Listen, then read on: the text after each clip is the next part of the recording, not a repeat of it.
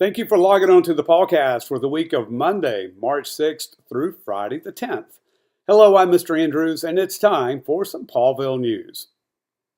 In math this week, we are going to be making the connection between fractions and division problems. They're really one and the same thing. When you write a fraction, you are writing a division problem. We're going to have a test on Wednesday, and then we're going to begin talking about how to find a fraction of a whole or part of a whole, and then fractions of fractions or part of a part, how to find those things. Also, students are going to be responsible for turning in their stock reflections packet on Monday, and then I'll give you a new packet to follow your stocks for the next 3 weeks. This is a grade, and so parents, I need for you to continue to have your student share with you a little bit about what they're writing in their reflection sheets and maybe even show you their graphs. This is the portion of the stock market game that I do give a ELA grade and a math grade, so it's doubly important. In science this week, we're going to have a test on Tuesday of Newton's laws of motions, all 3 of them, and simple machines. And then we're going to begin talking about Newton's laws of gravitation. I love the topics in this next unit. Things like, why does air make a difference in how fast an object can fall? Or what makes objects fall all at the same rate? Or what is the acceleration rate of a falling object? Or when is added weight a good thing? Those are some of our topics in that unit. In language arts, we are going to continue reading and hopefully finish our story Wander this week. Students are hopefully finishing the 4th of their 4 realistic fiction novels. We're going to begin putting together a writing piece that goes along with this particular unit starting next week. In social studies, we're continuing to talk about the different places that we're going to be visiting in Washington, D.C. In effect, we're making little tour agents of your students that are going to be going on the trip, and for those that are not going on our trip, you're still going to have a great knowledge of the different things that we can see and will see in Washington, D.C. Some reminders that I just want to make you aware of. I know in just a moment you'll see the scrolling down the page of different things going on, but middle school permission slips need to be turned in as soon as possible. Yes, next Tuesday, our 5th graders will be going to Northern Guilford Middle School, and we'll take a tour for about 2 hours there. Also, if you have not returned your interim sheets, the green form needs to be returned. The white sheet can stay at home. And all this week is our book fair. And students will, if they're planning on buying something from our book fair, they'll have an opportunity between 9:30 and 10:30 is our time slot.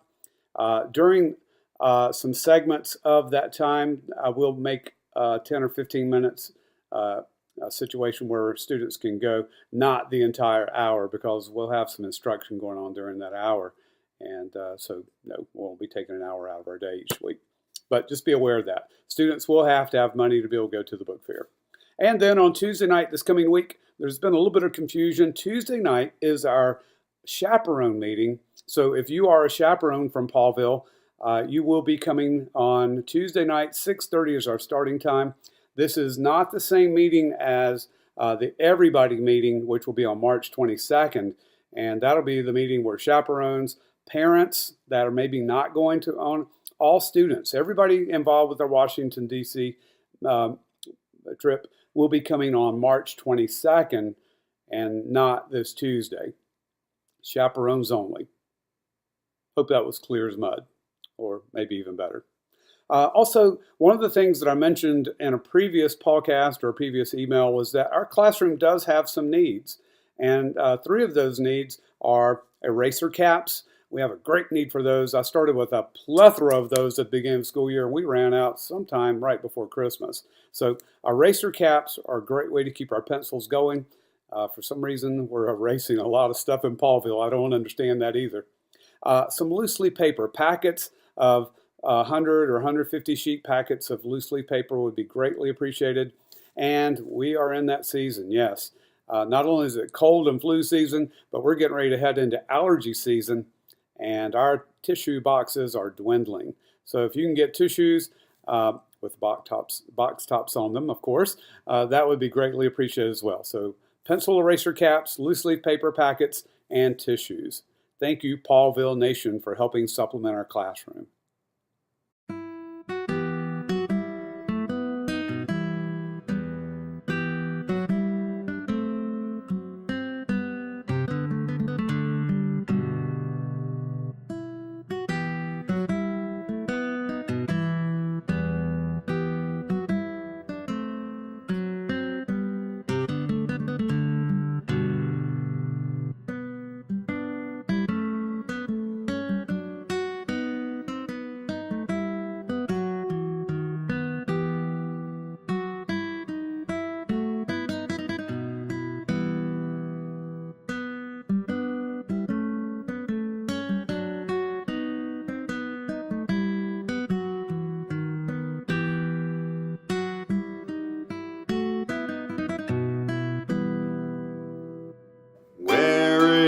Mr. Andrews, he's in the U.S., he's at a capital. Oh, which one will we learn about this week? And now, where in the United States is Mr. Andrews? Well, I have been to this particular state several times. Never once have I gotten a picture of myself in front of the state capitol. Shame on me, because I love the capital city of Tennessee. As a matter of fact, you're going to need to tell me the capital of Tennessee and at least 4 facts that you think are awesome. Now, one of my favorite facts about Tennessee is that it has a college campus in which it's only one of 2 in the entire nation in which people who want to go to a football game at UT can either arrive by car or RV or by boat. You can either drive to the game or arrive by boat. I thought that was so cool. The one time I got a chance to go to Neyland Stadium there in Knoxville. It was so cool. I didn't ride by boat. I drove to the game, but it was kind of cool to see people walking across a gangplank from their boat to go to the game. So go Vols, right? Anyways, the other of those is the University of Washington and Washington State. So the only 2 college campuses in which college football fans can arrive either by car or by boat. You give me 4 other great facts for the state of Tennessee, or you can give me more, and you need to give me the capital. Mom and Dad need to sign your bonus answer sheet along with your name as well. I look forward to reading all the great things about the state of Tennessee. Where is Mr. Andrews? He's in the U.S., he's at a capital. Oh, which one will we learn about this week? Let's all have a great week together, and let's all get the big paw.